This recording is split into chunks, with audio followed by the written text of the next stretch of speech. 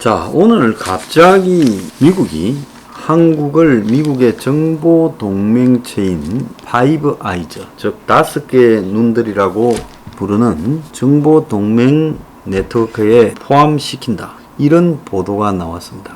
자, 그러면 파이브 아이즈가 뭔지 우리가 먼저 알아야 되겠죠. 미국, 영국, 캐나다, 호주, 뉴질랜드. 자, 여기서 미국을 빼고 보면 영국, 캐나다, 호주, 뉴질랜드는 영연방을 이루는 핵심이고, 그리고 한 나라가, 영국이 주로 전쟁에 끼어들게 되면 대체로 이 네 나라가 같이 들어가는 이런 양상입니다.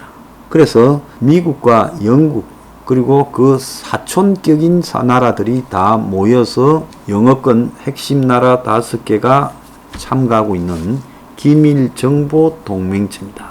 56년에 과거 동서냉전에서 결성이 되었고, 또 46년 미국과 영국이 소련 등 공산권과 냉전에 대응하기 위해 비밀정보 교류 협정을 맺은 것이 시초로, 그 10년 뒤인 56년에 호주, 뉴질랜드, 캐나다가 가세했어요. 자, 50년대부터 이런 관계였으니까 호주와 뉴질랜드 군이 월남전에 같이 참가해서 싸우기도 했습니다. 자, 이게 2014년에 에드워드 스노든이라고 하는, 그 영화도 있었죠, 스노든이라고 하는 NSA 요원이 폭로하기 전에는 아무도 몰랐어요. 근데 스노든이 폭로한 NSA의 도감청 기밀 문서를 통해 이 5개 나라 정보기관이 서로 협력하며 벌인 다양한 첩보 활동 실체가 드러나는 거예요. 우리가 007 영화에 보면 영국의 MI6와 또 미국의 CIA가 서로 때로는 공조하는 모습도 나오죠. 그게 여기에서 비롯된 거다는 겁니다. 그래서 파이브 아이스라는 부분이 이제 이때 드러났는데, 여기에 이제 핵심적인 내용은 에슐론이라고 부르는 국제통신감청망에 미국과 영국이 주도하는 호주, 뉴질랜드, 캐나다가 같이 여기 정보를 수집, 분석, 공유한다는 겁니다. 그러니까 여러분들이 전 세계 통신을 감청하는 정보 감시망인데, 한 언론인이 EU에 이거에 대한 보고서를 처음 써가지고 에슐론이라는 존재가 알려졌지요. 그래서 광범위하게 전 세계에 도감청을 하는 시스템입니다. 전화, 팩스, 전자메일, 라디오 뿐만 아니라 항공기, 함정 등의 것까지도 다 감청하고요. 미국이 알래스카 등에 이걸 감청하는 망을 가지고 있지요. 그래서 120개가 넘는 인공위성과 음성 분석 능력을 가진 슈퍼컴퓨터를 동원해서 하루 30억 건의 통화를 감청하고, 암호화된 메시지까지도 완벽하게 해석을 하고 있다고 합니다. 그래서 에슐런은 대부분 국제통신망을 도청하고 통신위성, 지상통신, 라디오 통신도 모니터하고, 이렇게 해서 그 정보를 공유하는 겁니다. 그래서 호주나 뉴질랜드에도 에슐런망이 있다 그러고 캐나다에도 있다고 지금 비공식적으로 알려져 있습니다. 그래서 굉장히 많은 위성 안테나 같은 것들이 꽉 이렇게 구 모양으로 이루어 가지고요, 여기서 특정한 단어를 언급하기만 하면 자동으로 그 단어가 이렇게 입력되면서 그 전화가 전체가 잡힌다는 거예요. 그래서 미국이 이번에 IS 호라산을 갖다가 이 리프 무인기로 공중에서 요격한 것도 결국 에슐런 등에 의한 도감청망의 결과일 거다. 근데 이걸 한국에 들어오라고 했다. 참으로 묘한 이야기입니다. 왜냐하면 한국은 여기에 들어가지 않겠다라고 여러 차례 손사래를 쳤고, 자, 여기에 들어간다는 것은 어떤 의미가 있느냐. 미국, 영국은 전쟁이 일어나면요 서로 도와줍니다. 영국이 아르헨티나하고 포클랜드 전쟁할 때도 미국이 결국은 아르헨티나하고도 우방이었지만 아르헨티나의 우파 군사 정권을 포기하고 영국을 도와줬죠. 자, 그겁니까? 미국이 또 이라크 전쟁을 하면 영국도 같이 가고, 미국이 아프간 전쟁을 하면 영국도 같이 갑니다. 미국이 월남전을 할 때는 호주와 뉴질랜드 군이 같이 갔어요. 아시아 오세아니아가 결국 이 공산권을 막는데 하나가 돼야 된다, 이런 입장이었어요.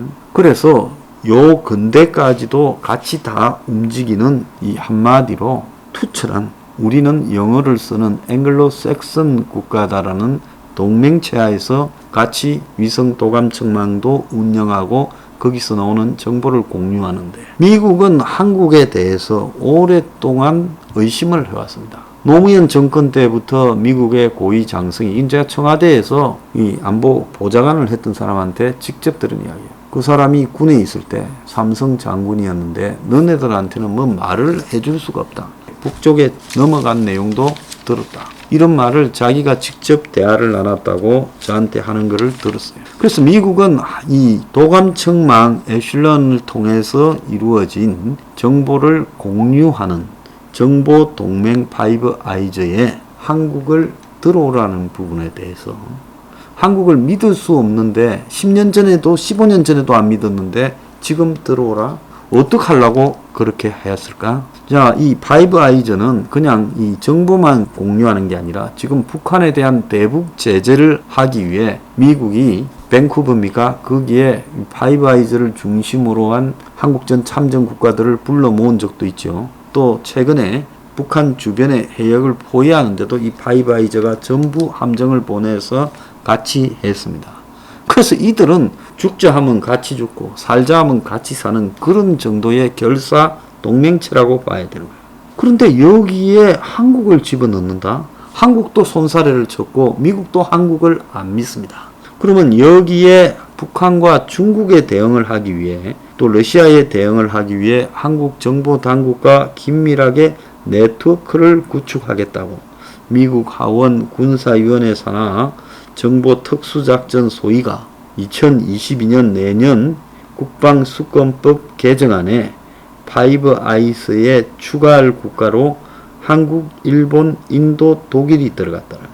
자, 그런데 여기에서 보면 일본하고 인도 등은 이 쿼드라는 부분에 미국, 일본, 호주, 인도 이런 나라들이 쿼드를 이루고 있죠. 그러니까 이해가 가요. 그런데 독일도 사실상 서방이라고 보기 때문에 이해가 가는데 한국을 넣는 부분이 매우 의아스럽다는 겁니다. 자, 중국과 러시아가 주된 위협이다.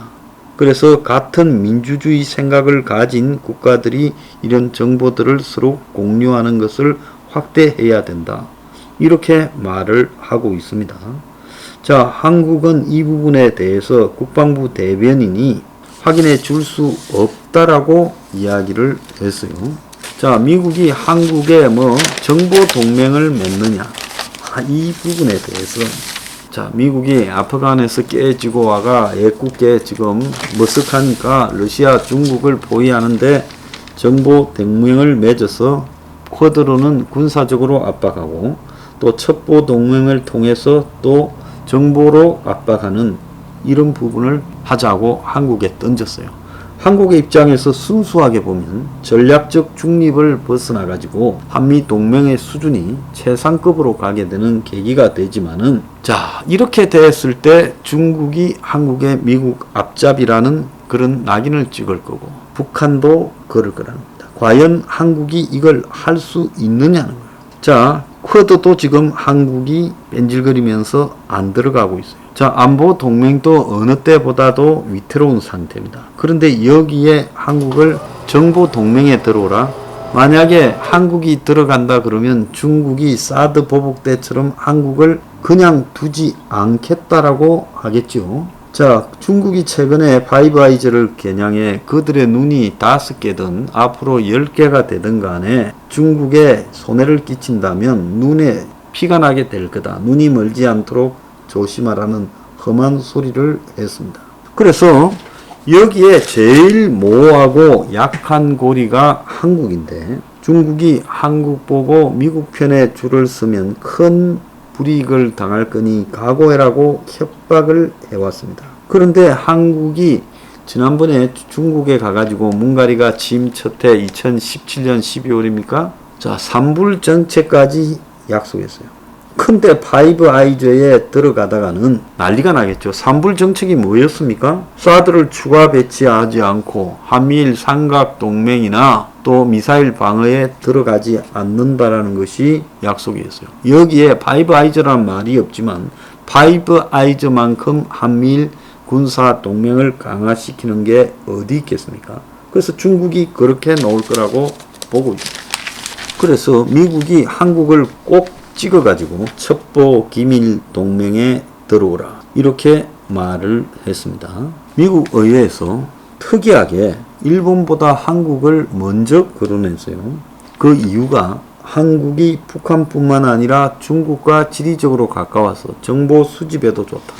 지금 평택의 주한미군 기지에 중국의 정보를 수집하는 사실상 파이브 아이즈의 애슐련 같은 장비들이 있다고 듣고 있습니다. 자, 그런데 미국만 그걸 취하고 있는데 이제 한국도 들어와서 너네들도 같이 취하자 이런 이야기예요. 그러면서 또 정보 접근성이 좋고 미군이 28,500명이 주둔하고 그리고 미국의 해외 군사 기지로는 세계 최대 규모인 평택 험프리스 기지까지도 하고 또 오산 기지 등에서 대북 정찰도 하기 때문에 한국하고 공유 수준을 높이는 데 가장 적합하다는 거예요. 그래서 외견상으로 보면 이 말이 맞지요. 그런데 한국은 최고 수준의 정보에 도달할 수 있는 가능성이 있지만은 여기에 가게 되면 중국과 북한에 지금 난리가 날 건데 한국 정권이 들어갈 거냐? 안 들어갈 겁니다. 그러면 안 들어가는 것을 왜 오라고 할까? 저는 미국이 한국에 지금 지약을 쓰고 있다고 보고 있습니다. 미국이 아프간에서 깨지고 와서 여러 가지로 내부적 불만들이 누적되고 있는데 이런 누적된 부분에 대해서 미국 국민들을 달래는 일이 필요하다. 그래서 한국 보고 이걸 이 독약을 던진 거죠. 자, 너네 이거 들어와서 같이 해. 너네하고 우리하고 외견상의 관계로 봐서 너네들이 이걸 안 한다면 우리 관계가 이상한 거 아니야? 당연히 하겠지. 들어와. 좋은 정보 많이 줄게. 내심 미국은 한국이 안 들어올 줄 알 겁니다. 그러면 한국이 우리 안 들어간다라고 하게 될 때 미국이 한국과의 동맹 수준을 공식적으로 격화시켜서 한국을 그 다음에 미국식 방식으로 다루게 되겠죠. 그래서 미국은 한국을 테스트하기 위해서 파이브 아이즈라는 기밀 정보 동맹에 들어오라 했다는 겁니다. 그래서 한국이 거부하게 됐을 때 그 상응하는 대가를 한국에 치르게 하고 그것을 세계적으로 보여줄 가능성이 있다는 겁니다. 이거는 한국에 대해서 일종의 미국이 완전히 너네들 커밍아웃을 하라고 압박하고 있는 거라고 봐야 됩니다.